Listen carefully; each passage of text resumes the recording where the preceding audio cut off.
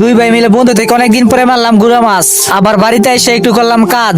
আজকে দুপুর বেলা হঠাৎ করে কাকিরা ছাদের উপর গেলাম, গিয়ে দেখো অসাধারণ ভিউ। ছাদের উপর উঠার পরে এমন রোদ উঠছে, আমার মাথা যেমন দুই ভাগ হয়ে যেতেছি গিয়া। পরে চিন্তা করলাম রোদ উঠছে ভালো হয়েছে, আজকে আমি আইডিয়া বাঁধতে পারবো। পরে বাড়িতে এসে আইডিয়া পাতার জন্য বাড়িতে এসে 3-4টা খুঁটি বানায় নিলাম। পরে আইডিয়ার দিকে টাকা দেখে এটা ভাঙে টেঙে গেছি, পরে যে ঠিকঠাক করে নিলাম। পরে আইডিয়া ঠিকঠাক করার পর আমি বন্ধু নিয়ে চলে যাচ্ছি পাতার জন্য। দুঃখের কথা কাকে বলবো, আইডিয়া কিনছিলাম 6টা, এখন হাতে আছে 3টা। 6 আইডিয়া থেকে 2টা নিচে গিয়া চোরা, আর একটা ভেঙে গেছি গিয়া। যে আমার আইডিয়া গুলো চুরি করে দিয়েছে, দিলাম দ করে, হ্যাঁ সারাটা জীবন খাইবো বউ ব্যবসা কইরা। যাই হোক, এখন আমি বন্ধু চলে আসলাম, এখন আমি আইডিয়া গুলি পাতবো। এই জায়গাগুলো আগে চাপ করে থুয়ে গেছিলাম, আশা করি মাছ আইডিয়ার মাঝে লাগবে।